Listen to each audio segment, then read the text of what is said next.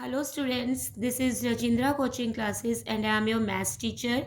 बच्चों, आज हम लोग सॉल्व करने जा रहे हैं एक्सरसाइज 8.4 के क्वेश्चन नंबर 5 का 9th पार्ट। ठीक है बच्चों, यहाँ पे आपको गिवन है cosec A minus sine A into sec A minus cos A is equals to 1/10 a plus cot ए।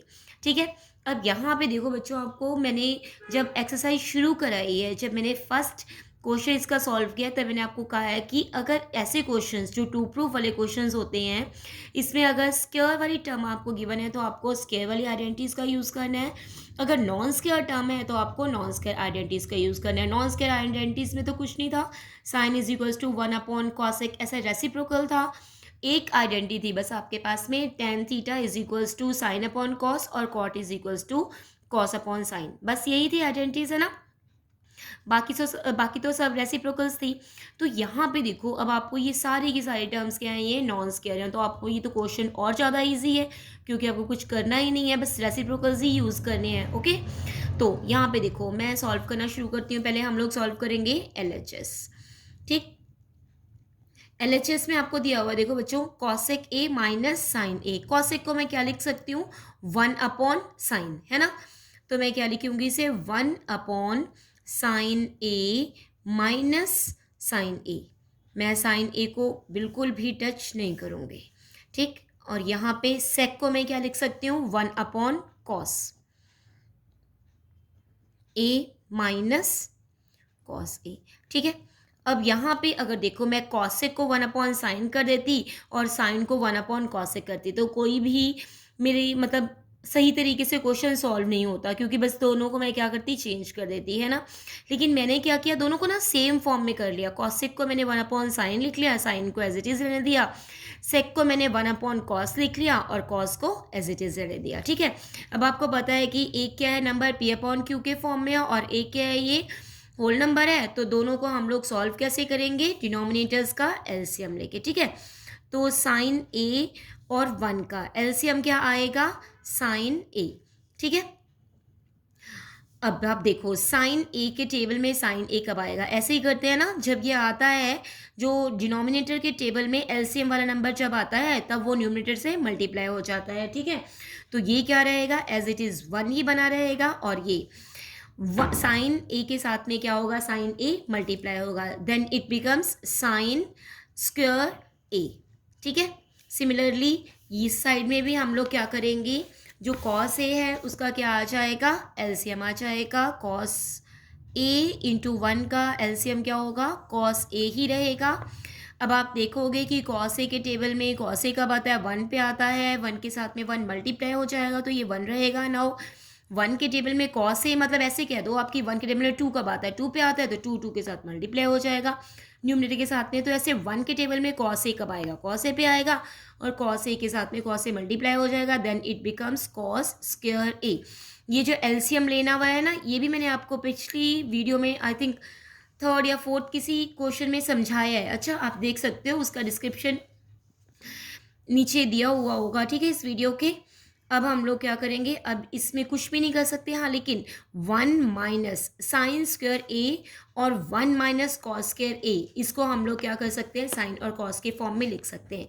याद है ना आइडेंटिटी आपको, क्या होती थी identity, sine square A plus cos square A is equals to 1। तो मैं इसे ऐसे भी लिख सकती हूँ ना कि cos square A is equals to 1 minus sine square A और sine square A is equals to 1 minus cos square A. ये आइडेंटिटीज याद है। सो अब इन्हीं आइडेंटिटीज को हम लोग क्या करेंगे, यूज़ करेंगे। 1 माइनस साइन स्क्वायर, जहाँ यहाँ क्वेश्चन में आपको गिवन था, यहाँ पे मैं क्या लिख दूंगी, कॉस स्क्वायर लिख दूंगी। ठीक है, और 1 माइनस कॉस स्क्वायर जो यहाँ पे था, इसे मैं क्या लिख दूंगी, साइन स्क्वायर लिख दूंगी। ठीक है, शुरू करते हैं। तो ये क्या बन गया, ये आपका 1 माइनस साइन स्क्वायर, ऊपर आ जाएगा cos square A upon sign A into 1 minus cos square को मैं क्या लिख सकती हूँ, साइन स्क्वायर लिख सकती हूँ। तो ये क्या बन जाएगा, sign square A upon cos A. ठीक है, ये क्लियर है आपको। आप क्या कर सकते हो, देखो ये साइन स्क्वायर, ये साइन ए और ये स्क्वायर ए, ये दो टर्म्स है ना, साइन ए इंटू साइन ए में से लिख सकते हो ना, तो स्क्वायर के साथ में ये कैंसिल होएगा, यहाँ पे साइन ए रह जाएगा ना। कॉस स्क्वायर ए मतलब मैं इसे क्या लिख सकती हूँ, cos A into cos A लिख सकती हूँ ना। तो एक कॉस ए के साथ में एक कॉस ए क्या होगा, कैंसिल हो जाएगा, मतलब डिनोमिनेटर क्या हो जाएगा, खत्म हो गया, और आपके पास रह क्या गया, कॉस ए इंटू साइन ए। अब इसे हम लोग आगे सॉल्व नहीं कर सकते, कोई बात नहीं। हमने ये एक्सरसाइज सॉल्व करने से पहले मैंने आपको बताया कि आप इसमें LHS भी सॉल्व कर सकते हो, अकेला LHS सॉल्व करके उसे RHS के बराबर लेकर के आ सकते हो, या फिर अकेला RHS सॉल्व करके उसे LHS के बराबर लेकर के आ सकते हो, या फिर थोड़ा सा LHS सॉल्व करो, थोड़ा सा RHS सॉल्व करो और दोनों को इक्वल कर देना है, ठीक है। तो अब मैं क्या करूँगी, सॉल्व करूँगी RHS को। इसे आप अंडरलाइन कर लो कि ये आपका LHS सॉल्व होकर के आ चुका है, ठीक है। अब आपने RHS सॉल्व करना शुरू किया। RHS क्या है आपका, 1/10A प्लस cot A, ठीक है बच्चों। अब आपको याद है 10A is equals to sine A upon cos A and cot A is equals to cos A upon sine A। ये याद है ना सबको, ओके चलो अब शुरू करते हैं। हम लोग क्या लिख सकते हैं, 10 की जगह पे मैं क्या लिखूंगी, साइन अपॉन कॉस, और कॉट की जगह पे क्या, कॉस अपॉन साइन। सो 1 होल अपॉन, ठीक है, 10 की जगह मैं लिख दूंगी sign A upon cos A plus cot की जगह लिख दूंगी कॉस ए अपॉन साइन ए, ठीक है।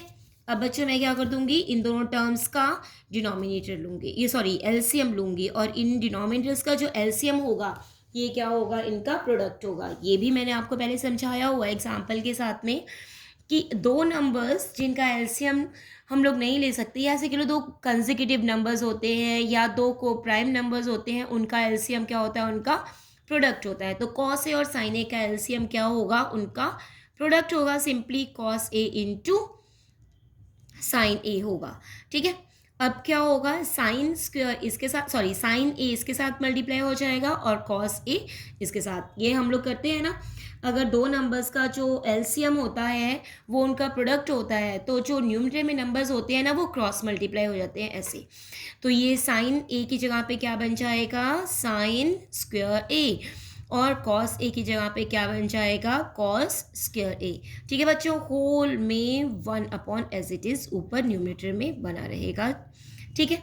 अब ये क्या हो जाएगा, रेसिप्रोकल हो जाएगा, ये तो आपको याद ही होगा, ठीक है ना। हम लोग अगर करते हैं 1/2/3, तो ये क्या हो जाएगा, दो नंबर्स हैं ये डिवाइड में, इसे हम लोग ये भी लिख सकते हैं 1/2/3, और क्योंकि हमें पता है फ्रैक्शन है, डिवीजन पॉसिबल नहीं है, तो हम लोग क्या कर सकते हैं, पीछे वाली टर्म का रेसिप्रोकल कर सकते हैं और मल्टीप्लाई कर सकते हैं, ठीक है ना। ये याद है ना ये वाला फंक्शन। तो अब क्या करते हैं, हम लोग इसे रेसिप्रोकल कर देंगे, तो ये क्या बन जाएगा, 1 multiply by cos A into sine A upon sine square A plus cos square A. अब आपको आइडेंटिटी याद है, हम लोगों ने अभी करी है, मैंने अभी समझाया, आपको याद कराया है कि sine square A plus cos square is equals to 1, ठीक है। तो अब यहाँ पे हम लोग क्या कर सकते हैं, sine square A plus cos square A की जगह पे 1 लिख सकते हैं ना। देन इट बिकम्स, नीचे डिनोमिनेटर में तो 1 बन जाएगा, something multiply by 1 is equals to the same number, then cos a into sin a into 1, it remains cos a into sin a, और जो डिनोमिनेटर है वो क्या रह जाएगा, आपका 1 बन जाएगा, because sine square A plus cos square A 1 हो जाएगा। अब आप देखो यहाँ पे जो आपका RHS है वो भी सॉल्व होकर के cos A into sine A आ चुका है ना, और जो LHS था वो भी क्या है, सॉल्व होकर के आपका cos A into sine A आ गया, ठीक है। Now LHS is equals to RHS, hence we prove the question. बच्चों अब तक अगर आपने मेरे चैनल को सब्सक्राइब नहीं किया है, then please subscribe it and like the video also.